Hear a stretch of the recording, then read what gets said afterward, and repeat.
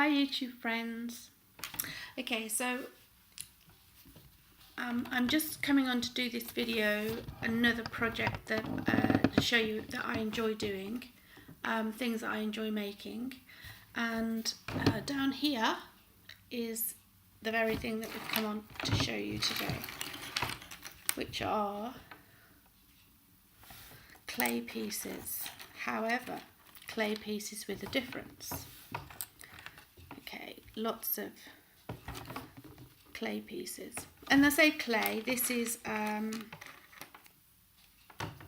where I started with the journey, making all these beautiful pieces. Let me just go back a step and tell you where the journey started. So I wanted to have a go with air dry clay. In comes this next part. Let me just put all this to here, because this leads somewhere bit by bit. So I started off with this inspiration of, you know what, I just want to try some air dry clay, because that's what I'm like. I just like to try things. And then once I've tried it, I think, oh yeah, I can do that, and I move on to the next thing because I get bored. But what started off as the air dry clay, I thought, well, I'm going to need some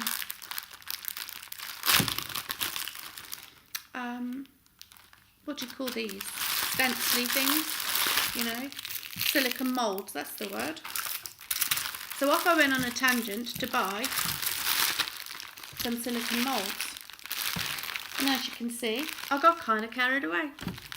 But that's not because, well, I think because I wanted to see what I could do. I haven't actually made this one yet, I haven't even done it, nor that one. And I got so into it, I just kept finding myself buying new moulds. And I haven't used that one yet either. I haven't used this one yet either. But I'll get to that one in a second. I haven't used that one. See, so I kept doing all these moulds and I kept buying them because they were so flipping cheap. There's loads I haven't even done yet. So let me just get them all out and see if we can go through them. So, save me keep rustling your ears away. So it started, I think the original starting point was I wanted to do a Halloween box for almost like a Wiccan treasure box sort of thing, or a box for treasures, a bit like a Harry Potter box, but for people who are into Wiccan and paganism and all of that. Anyway, so I started off with the moulds, and then it kind of went from there. Well, do you know what? I quite like the idea of this, so I started to buy different moulds to see how good they were, and I get the moulds off. I nearly said Etsy, then it's so not there. Where did that come from? AliExpress. And then I started off with this one, the skulls, and actually I did a book cover based on, it was a mixed media book cover. It's actually on my Etsy shop. Yeah, it's on my Etsy shop, and I did actually have a video about it, but I've taken the video down now, where I was just doing skulls. And I was working with a particular product that you could, it was like there is a name for it, but I can't actually remember it, where you use fabric and it dyes, it colours the fabric and it stiffens the fabric all at the same time. So all of this sort of started there, thinking, well, I can use these as the elements on top of the book. So that's all the witchy ones and skulls, and then I moved on to cogs, and I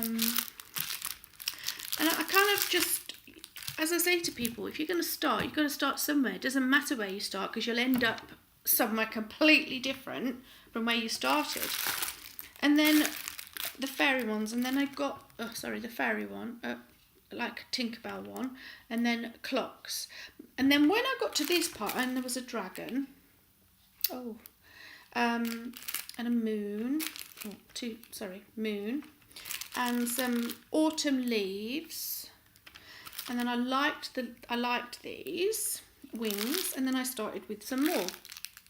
When I got to this one and realised that these elements were so flipping delicate, there's no other word for it, I managed to do the face, and then I've got another box somewhere, but I can't actually remember what I've done with the other box. Basically, the actual elements were so fine. I haven't got, oh, here's one. Oh no, it's not. That's Tink's foot. I haven't got the elements because they were so fine. They are in another box somewhere. And that then led from dry clay to, get rid of all my little stencils, because this is what and I never finish a project, you see, because I get bored, or I get to the point where I've done that for a bit now. Don't know whether any of you are like that, but I definitely am. And I'm okay with it. Sorry about the twinkling, let's just get it out of the way. I'm okay with being that type of person, is that I sort of get bored and I have to have 2 or 3 projects on the go at once, otherwise forget it, I just go off the idea. So I went from dry clay, which is great, thinking, well actually, you know, I want to put that, oh look, she's broken it. Whoa. I want to put that on a book. I can't bend it because that's what happens, okay? You can't, it's not flexible enough, clearly, because it's air dry clay. So I thought, where am I going to go from here then? Because I love this idea, but it's too rigid. And then it dawned on me. From the depths of my brain cells, somewhere along the way, I remembered a product that I'd bought, and I'm just sorting out the ones that I've done with this particular product. And it's a game changer. It really is. My friends, you're never going to go back to air dry clay ever once you find this product. Oh, let me just find some out, and then we can explain what it is. And so I have got loads of these in air dry clay form that I will be putting on my Etsy shop once I've bagged them all up into little kind of categories. But again, it's another job to be done on my long list of to-do things. That's a clay one. So I'm getting excited now. Are you getting excited? Are you saying, just get on with it and tell me what the product is? You're going to love it. You're never going to guess it. Okay, maybe you have guessed it. I don't know. It's this from Hobbycraft. And you're going to go, what's that? It's that silk clay. Now, when I come across this product, so I bought this product years ago, and I made loads of jewellery from it because, well, I didn't know what it did, and I just wanted to have a play with it. Now, in making the product, I realised, wow, that is super light. That's why it dawned on me for this project. And it's super flexible. Now, if you've never worked with silk clay, this is the skin coloured set. Oh no, that is skin. It is weird to work with. It's, how do I get into it? Oh yeah, top. I'm logical about this. It is so, it's just squishy. And the only description I can give to it, because you can't actually touch it through the screen, that would be great, wouldn't it, if you could do that, is foam. It feels like foam, and that's exactly how it dries, which is just flipping amazing. So let's just take the angel's wing, which is static like that, and you can blend all the colours together, which is what I've done here, and then it becomes, when it's dry, and you still have to air dry it, but it becomes flexible and like foamy, and you can, as you can see, bend it, which is just the most amazing thing if you want to put it on your journal. Don't you think? Do you think? I think it's amazing. So I then started doing some colours together. You don't have to blend the colours, but I did, and the actual detail that comes out of, oh, look at that. I've been gardening, look. The detail that comes out on these moulds is phenomenal. And so look, super bendy, super flexible, don't break, wings aren't going to fall off. Excellent job, I thought to myself. So I did some autumn leaf ones, which are just so cute, and they're just going to be great because you would be able to hot glue these onto the front of a journal or inside on a page, and I probably think actually you could even stitch through it, to be honest. But just super, super flipping amazing. Was for me. You might not think so, but I did. So again, you could lie her down, stick her tummy down. Her could be a he. I don't know. Butterflies, what are they? Hers, hims, ambidextrous, whatever, wherever it is. And then you could just fold the wings up, because it does tend to stay wherever you put it. But again, you could make this into a necklace. You could punch a hole in. I just think when I got to this part, I was like, as I said, the game changer. For me, it was totally flipping mind-blowing. And I haven't gone back to using it because, again, super me, got bored. So yeah, did some leaves, and I mean the detail is actually crazily good. So I thought what we'd do, plonk those there. Technical term for moving it along the bus. And I thought I'd show you how to do it. And the skeleton's hands were really good because they came out and I was able to bend them around the coffin. Super cool. And the dragon's actually better, where are you, when it's done in foam as well. So, before we get to the silk thing, I then bought some intricate, borders, but realised actually there's no way even silk might go in there. But then I thought cork, as in liquid cork, C-A-U-L-K. So I went and bought some, but I've never tried it. So that'll be another video when I do the cork one, because I really want to see. And apparently that does come out flexible as well, because I really want to do the intricate ones that I've got here. But for now, let's do this one. This is a rose of some format. Let me just undo it and get it out. But this was really when I was doing journal covers.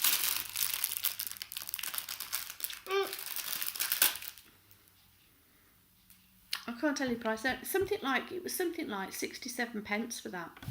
And just, I'm going to do a green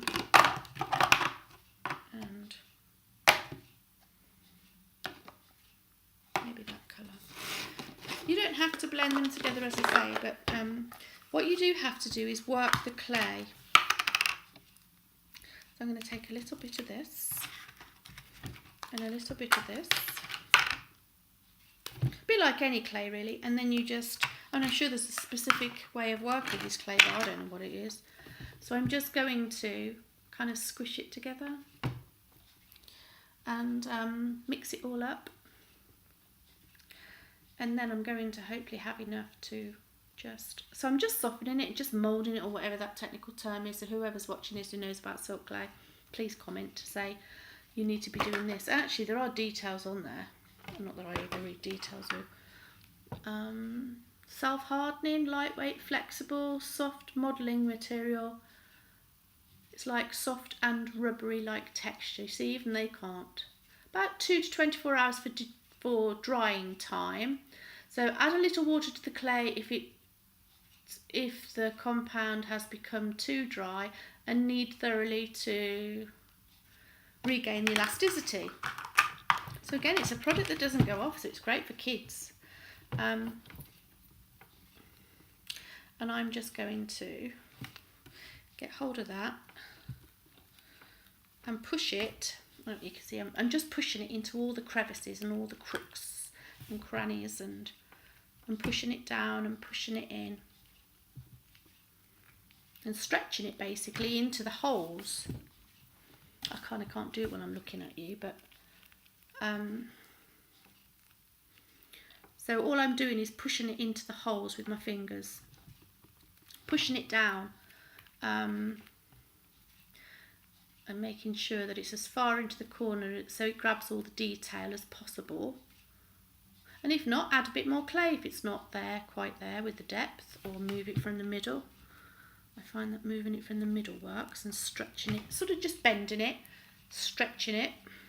There is no rhyme or reason on how to do this. I've just kind of found my way with doing it. And even now you'll get a print. So as we take this out, so at the moment it's looking like that. I know that this will have come out because it doesn't, you just pop it out like that. and let it dry. And that's kind of done. Whoa, can't see you. So we just let that dry. Let me just do another one so you can see it better in a different colour maybe. Let me just use a natural colour. I like the base one. And it's just so, I just love working with it. You don't get messy. Look, there's no mess, it's just super clean. Love it. It's not for people, I'll be honest, the only downside to it, and I have got an issue with my thumb and wrist sometimes, is that if you have got dexterity problems, this is easier to work with than clay. However, that still does, and it still will activate your, if you've got tenosynovitis or if you've got arthritis, you just need to be a little bit more careful on how much movement you give to your hand, because it will aggravate it. This is that type of... Okay, and I tend to just flatten it out into a fairly reasonable size piece, from the middle, a bit like working with dough, a bit like working with bread actually, smaller version, and then plonk it in the middle, and then push and stretch, and it is so manipulative and easy to work with. So I found with the moulds, just literally push it in, push it, that's it, because the mould is going to do the work, remember, and what you want is almost pushing it on the ground. Look, I'm on the ground, on the table, just to get it in there. Or you could use a palette knife if you're not that dexterous, if you've got dexterity issues. So I'm just squishing it on the table because it won't stick. Making sure I've got that. And remember, this is the back, so it's not, this bit isn't the problem. And again, if it doesn't work out, you can remold it. Let's have a look, let's have a look. I've stuck that one in there a little bit too hard. Come on, come on. There we go. Oh my gosh, that is so beautiful. I mean, it is that thick, so you know, because this is quite a deep mould. And there's the outcome. Isn't it beautiful? The detail is, I think, is incredible. Excuse my nails, I haven't done them today. So I was doing a container gardening one for you today, but there's some gardeners out there, so I can't do that. Isn't that beautiful, the detail? And again, it is that thick, but because it, I love that actually, I love that. Because it is flexible, so you can see with the butterfly ones, they're not so thick, but they're about, I don't know, millimetre or so, 2 millimetres. But it's because they're flexible that I love that. So let's try, I haven't done the, let's have a look at the little bird one. It's great, isn't it? Don't you just love it? I like the cream one better than the... Okay, so these are little birds. I don't know what colour we're going to do them. Don't get green birds, do you? Get brown ones. So, oh, excuse me. So I'm going to do brown. You can't buy these clays individually. You have to buy a pack of, I think it's 5 or 6 in there. 1, 3, 4, 5. And they're about £4.99, £5, which seems expensive, but actually it's not, simply because you get so, I mean, this is what I've made just from that, and I've done loads and loads of jewellery out of it. So here we go with this. I hope this is not too far away. I'm going to try and come up to you a little bit closer. So I've moulded it. Let me just take some little tinier pieces off. And I'm going to push it into this little mould here. And because there's intricate little feet on here, this is the hardest part. You just get your nail and push it into the crevice, if you've got any nails. Or you could use, I don't know, a little matchstick or something. But basically what you're doing is squishing. That's the only technical way I can tell you to do this, is squish it into the holes and pull it. And then push it away from the area. So you need to have a flat surface. When you're finished, that needs to be completely flat against the actual mould. Then, let's see what happens with this one. And then I'm not sure these feet are going to turn out because they do look super. This mould I might use with the cork and then paint them because they do look super tiny. I mean, you can open, you can't see what I'm doing there, you can open the cracks to make the feet open up so you can put this in, but then you probably won't get the actual foam out. It's so hard to do this while I'm trying to look at what I'm doing and filming at the same time. Bear with me. See if I can get this bird in. I've not used this one before, so again, if you couldn't get the feet in, I guess, and if you've got too much over, on the top, take some off. Let's just do those two and see how it goes. So we're just going to let him go, or her. Chip, chip, chip. Oh, that is so cute.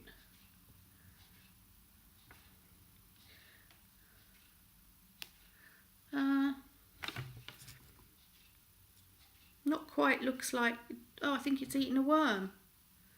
Oh, I think that's what that is. Okay, I don't know.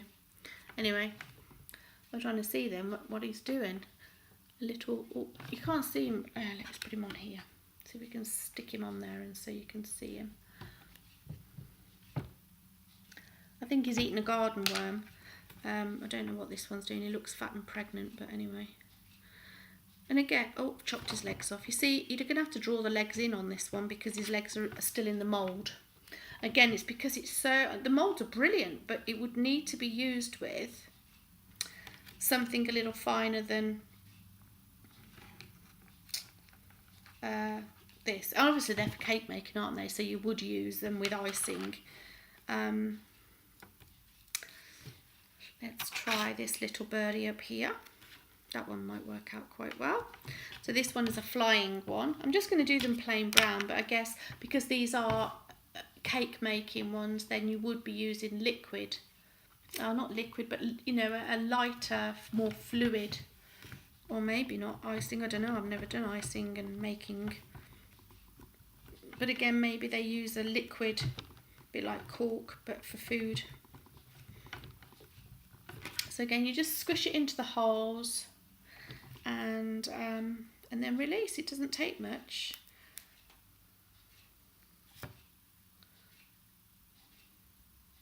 Oh yeah, there he is. I had to figure out which way up he was then. And if you get any little bits that are overhanging and too much, you just push them in, or you've put too much clay in. It's as simple as that. Oh, there you are. Isn't it great? So that's just a little game changer there for if you wanted to make some jewellery. They're great for making jewellery. I've made loads and loads of jewellery and earrings. And again, I just haven't loaded any of them up onto Etsy. So I'm going to be putting these into bags. So I've already pre-made this lot. A bag of feathers and